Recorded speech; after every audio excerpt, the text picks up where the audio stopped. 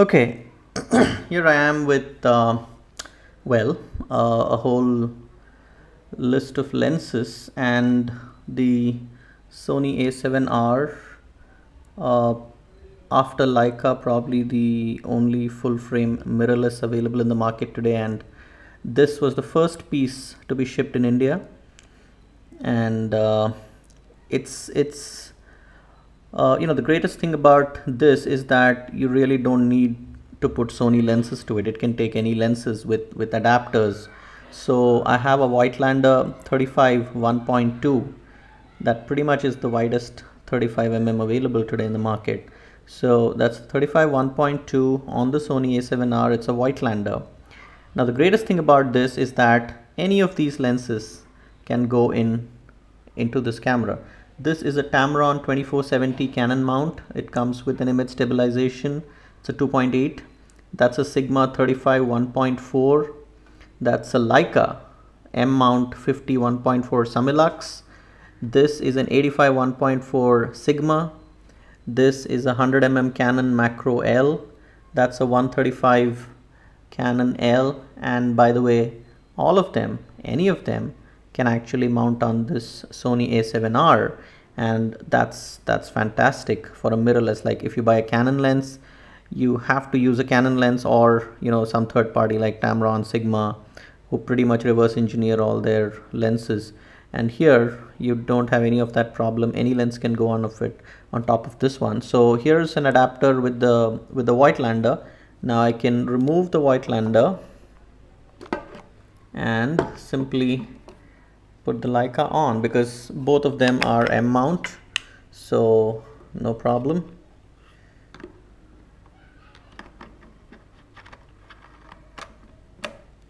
There you go. So that's the Leica, and it looks beautiful. The Leica on the Sony, and the performance is just mind-blowing. And if you don't want any of these lenses, and let's say you have a lot of Canon lenses with you, no problem. I already have this is the adapter. This is the adapter. I have the adapter here. So I just have to align this. There you go. So now I have the Tamron 2470 on this, and if I want to, I don't know, let's say the 135 I think this is the most enviable lenses of the lot among Canon L lenses. I think it's one of the best lenses I've ever used. So I just remove this guy from the adapter and then put this guy there, and voila, you have the 135 on the Sony full frame 36 megapixel sensor. It's rated as one of the best full frame 35mm sensors. Sony actually manufactures sensors for Nikon, and I think what I've read is that the 800E pretty much carries the same sensor as the one in this Sony. So yeah, so here's a full frame solution in a small compact mirrorless camera, which takes, if you want to use only small lenses, that's fine, go ahead, get a Leica, get a Voigtlander, and Sony also has a few, get them. Or if you have a legacy of lenses, if you have fantastic L glass or something similar to that in Nikon, just get an adapter, fit your lenses, and go on. Okay, let me just warn you, there are adapters which assist autofocus and aperture control electronically, but this one doesn't. So you might have to shoot the lens wide open. It will not, the camera will not control the aperture, and since on Canon lenses you don't have aperture control, you can't do that. But there are Nikon lenses which come with manual aperture on the ring, manual aperture ring, so you can do that too. But in this one which I have attached, you can't control aperture, so you have to shoot this 135 at f2, which I don't care because I shoot wide open anyway.